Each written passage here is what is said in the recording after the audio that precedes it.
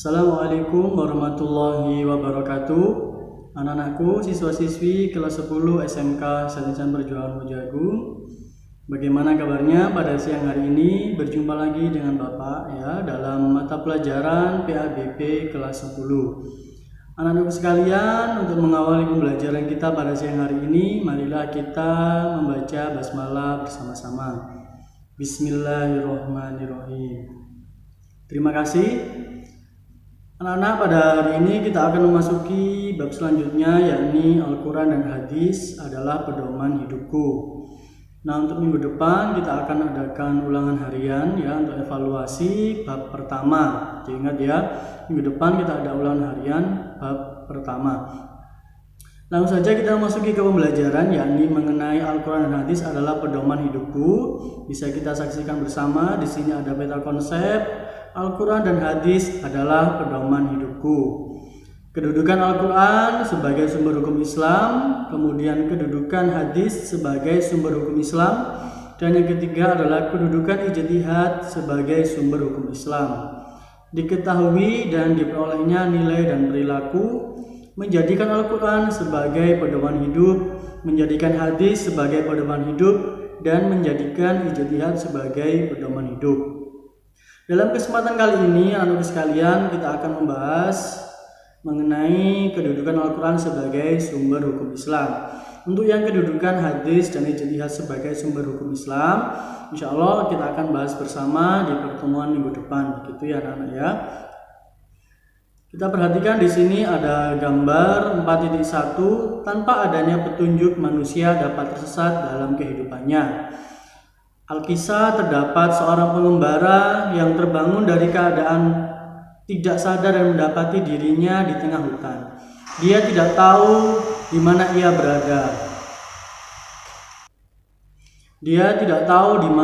berada. Kemudian dia dalam keadaan lupa ingatan, dia tidak tahu siapa jati dirinya, dia berasal dari mana dan seperti itu.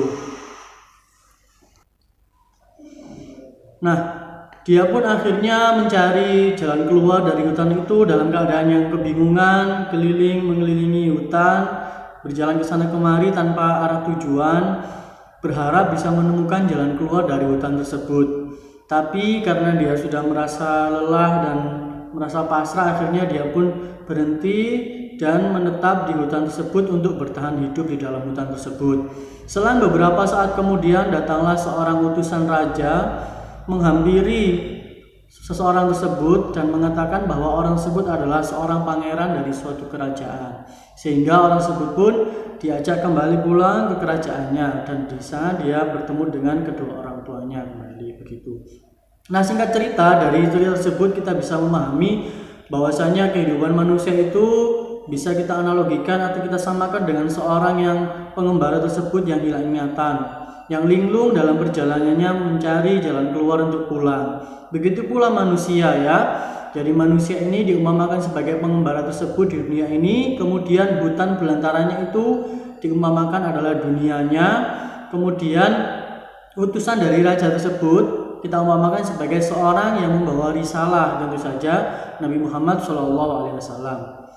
Andai kata manusia tidak diberikan petunjuk oleh Allah Subhanahu wa taala melalui utusannya, yakni Nabi Muhammad SAW, maka manusia akan senantiasa atau selama-lamanya akan tersesat ya, tidak bisa menemukan jalan kebenaran dari kehidupan ini. Kita patut bersyukur sebagai umat Islam karena kita meyakini dengan adanya seorang Rasul utusan Allah yang membawa kebenaran kepada kehidupan kita. Begitu ya anak ya. Nah, Allah ini membawa kabar gembira, memberi peringatan dan menerangkan hakikat penciptaan kita di dunia. Bersama beliau diturunkanlah Al-Quran sebagai pedoman hidup. Dalam Al-Quran Allah Subhanahu wa taala berfirman, yang artinya barang siapa tidak memutuskan dengan apa yang diturunkan Allah, maka mereka itulah orang-orang kafir. Al-Quran surah Al-Maidah ayat 44. Ayat tersebut mendorong manusia, terutama orang-orang yang beriman, agar menjadikan Al-Quran sebagai sumber hukum dalam memutuskan suatu perkara, sehingga siapapun yang tidak menjadikannya sebagai sumber hukum untuk memutuskan perkara, maka manusia tidak dianggap beriman. Jadi kalau kalian mau dianggap beriman, Apapun permasalahan kalian, apapun persoalannya, alangkah baiknya segala persoalan itu solusinya diambil dari Al-Quran, karena Al-Quran merupakan sumber hukum Islam kita, menjadi pedoman hidup umat muslim juga. Kita langsung ke pembahasan mengenai Al-Quranul Karim ya, yang kita sebutkan di depan bahwa pembahasan kita kali ini adalah Al-Quran sebagai sumber hukum Islam, sebagai pedoman hidup orang muslim, begitu ya. Pertama, Al-Quran. Nah, Al-Quran ini berasal dari bahasa Arab yang asal katanya adalah qoro'a, yaqra'u, qira'atan, Qur'anan, yang berarti sesuatu yang dibaca atau bacaan. Jadi Al-Quran ini berasal dari bahasa Arab ya, jelas. Asal katanya adalah qoro'a, yaqra'u, qira'atan, Qur'anan, artinya sesuatu yang dibaca atau bacaan. Ini kata benda ya. Nah, dari segi istilah, Al-Quran adalah kalamullah yang diturunkan kepada Nabi Muhammad SAW dalam bahasa Arab yang sampai kepada kita secara mutawatir, ditulis dalam mushaf, dimulai dengan surat Al-Fatihah dan diakhiri dengan surah An-Nas. Membacanya berfungsi sebagai ibadah dan kemudian sebagai mukjizat Nabi Muhammad SAW sebagai hidayah atau petunjuk bagi umat manusia. Itu adalah makna Al-Quran ya. Pertama, makna Al-Quran menurut bahasa, kemudian yang kedua menurut istilah. Allah Subhanahu wa taala berfirman, A'udzu billahi minasyaitonir rajim. Inna hadzal Qur'ana yahdi lillati hiya aqwam wa yubashshirul mu'minina alladzina ya'maluna as-salihati anna lahum ajran kabira. Shadaqallahul azim. Ayat artinya, sungguh Al-Quran ini memberi petunjuk ke jalan yang paling lurus dan memberi kabar gembira kepada orang mukmin yang mengerjakan kebajikan bahwa mereka akan mendapat pahala yang besar. Al-Quran surah Al-Isra surat ke-17 ayat ke-9. Itu adalah pengertian dari Al-Quran ya. Kita melanjutkan kedudukan Al-Quran sebagai sumber hukum. Al-Quran sebagai sumber hukum mempunyai kedudukan yang paling tinggi di antara sumber hukum Islam yang lain ya. Al-Quran merupakan pokok dari sumber hukum Islam yang kita ketahui. Ada hadis, ada ijtihad. Nah, ini Al-Quran kedudukannya adalah yang paling tinggi, yang paling utama dari ketiga sumber hukum Islam. Nah, sehingga semua persoalan harus merujuk dan berpedoman kepada Al-Quran. Hal ini sesuai dengan firman Allah Subhanahu wa taala dalam Al-Quran. A'udzu billahi minasyaitonir rajim. Ya ayyuhalladzina amanu atii'ullaha wa atii'ur rasula wa ulil amri minkum. فَإِن تَنَازَعْتُمْ فِي شَيْءٍ فَرُدُّوهُ إِلَى اللَّهِ وَالرَّسُولِ إِن كُنتُمْ تُؤْمِنُونَ بِاللَّهِ فَرُدُّوا إِلَى اللَّهِ وَالرَّسُولِ إِن كُنتُمْ تُؤْمِنُونَ بِاللَّهِ وَالْيَوْمِ الْآخِرِ ذَلِكَ خَيْرٌ وَأَحْسَنُ تَأْوِيلًا. Shadaqallahul azim. Ayat. Kemudian dalam Al-Quran surah yang lain Allah menyatakan, A'udzu billahi minasyaitonir rajim. Inna anzalna ilaikal kitaba bil haqqi litahkuma bainan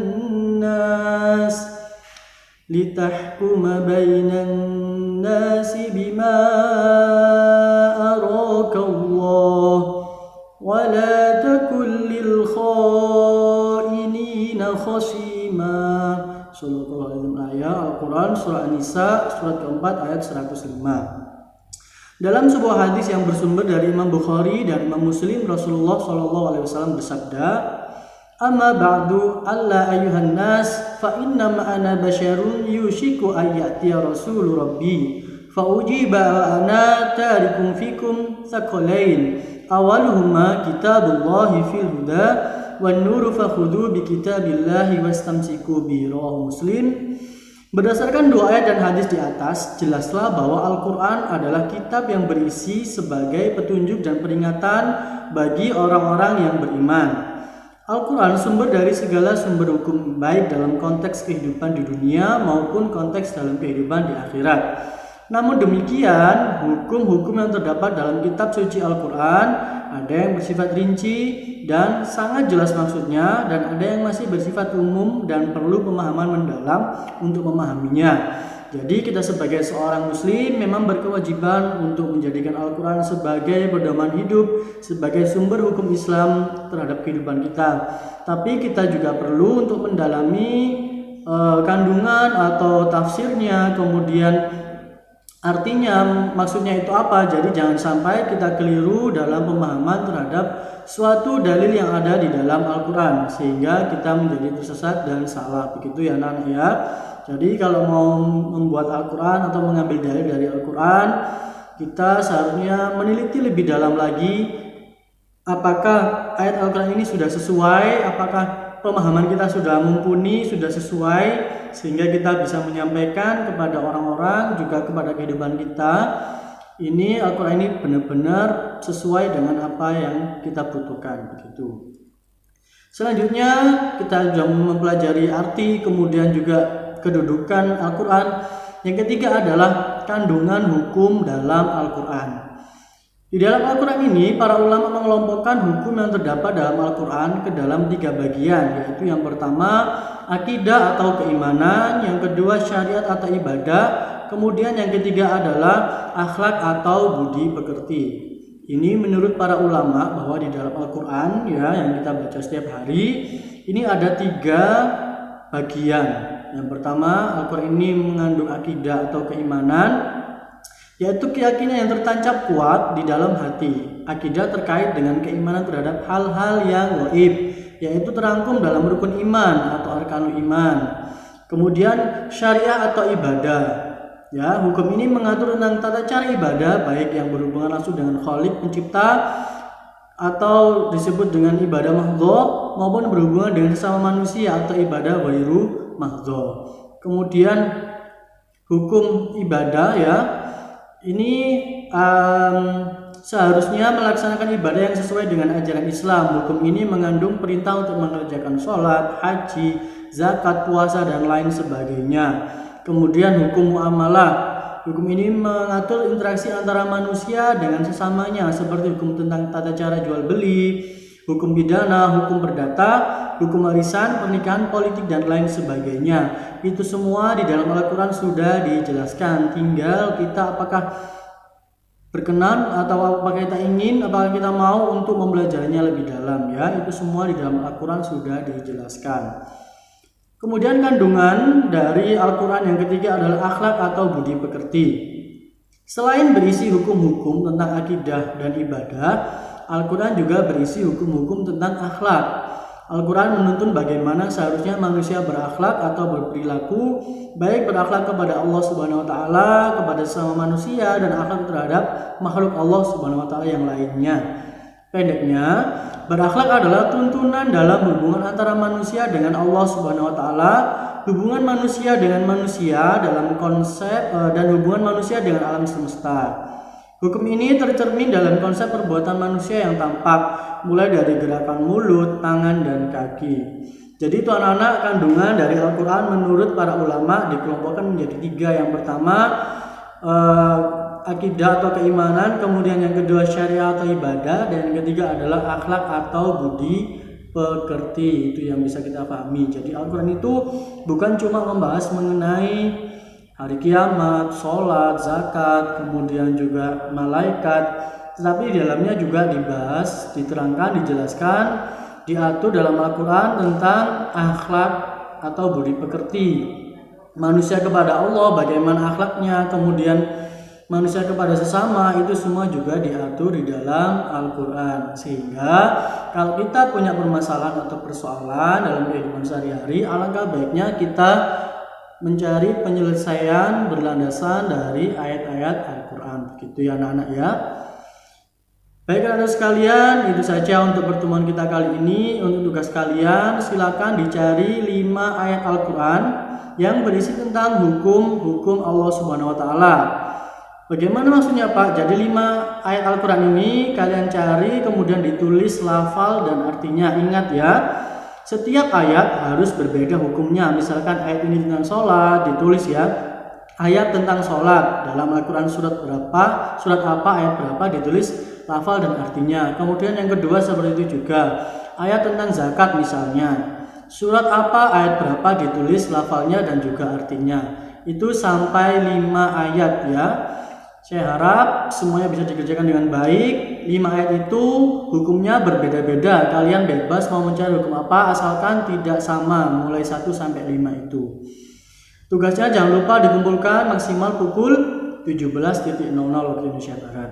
Baik anak sekalian, itu saja yang bisa Bapak sampaikan. Untuk jaga kondisinya, jaga kesehatannya, konsumsi makanan dan minuman yang bergizi, sering mencuci tangan menggunakan sabun atau hand sanitizer. Kalau mau keluar rumah dengan keperluan yang penting, silakan kenakan masker, kemudian istirahat yang cukup juga, kemudian tetap terapkan sosial dan juga physical distancing. Marilah kita tutup pembelajaran kita pada siang hari ini dengan membaca hamdalah bersama-sama. Alhamdulillahirabbil alamin. Terima kasih, kurang lebihnya mohon maaf, semoga bermanfaat. Wassalamualaikum warahmatullahi wabarakatuh.